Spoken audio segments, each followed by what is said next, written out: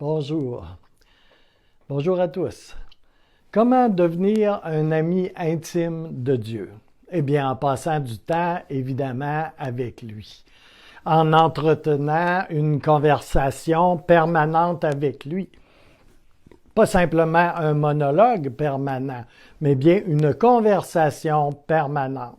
Ce qui implique deux personnes qui échangent. Et peut-être bien quatre, en fait. Moi, le Père, le Fils et le Saint-Esprit. Et savez-vous, cela fait des échanges intéressants, surtout en période de distanciation sociale. Jamais vous n'établirez de relation étroite avec Dieu seulement en vous rendant à l'Église une ou deux fois par semaine, ce qui est très bien. Jamais non plus en ayant qu'un culte personnel quotidien. C'est très bien tout cela. C'est même primordial, mais ce n'est pas suffisant pour développer une réelle intimité, pour être un ami intime. On tisse, voyez-vous, des liens d'amitié en partageant avec lui toutes nos expériences de vie.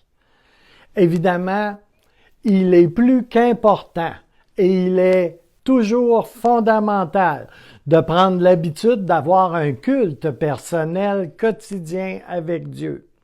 Mais le Seigneur ne veut pas être limité à un très court instant de votre programme. Il ne souhaite pas être compartimenté ou confiné dans un espace clos, une bulle, selon un mot très en vogue ces temps-ci. Au contraire, il souhaite être inclus dans toutes vos activités, dans tous vos problèmes et même dans chacune de vos pensées. Vous pouvez maintenir un dialogue permanent, en permanence avec lui, en lui exposant ce que vous faites ou ce que vous pensez dans le moment même où vous le pensez, dans votre ici et maintenant, là où vous vous trouvez.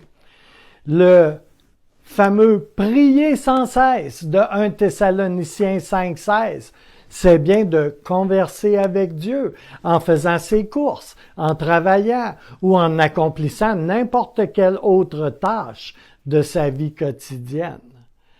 Il y a plusieurs façons de cultiver sa présence et sa relation à Dieu. Souvent, on se méprend sur le sens du passer du temps avec Dieu. On se figure qu'il faut être absolument seul avec lui. Oui, et il y a de bons temps de qualité à passer ainsi avec le Seigneur. Mais ils ne sont et ne représentent qu'une fraction de votre journée. Or, toutes nos activités peuvent être potentiellement du temps passé avec Dieu si, je dis bien si, vous l'invitez à y participer, si vous restez conscient de sa présence et si vous cultivez intentionnellement sa présence. Je pense que chacun de nous, on a à modifier notre attitude à cet égard et envers ce que nous accomplissons. J'y reviendrai dans une autre capsule, mais en attendant que le Seigneur vous bénisse abondamment.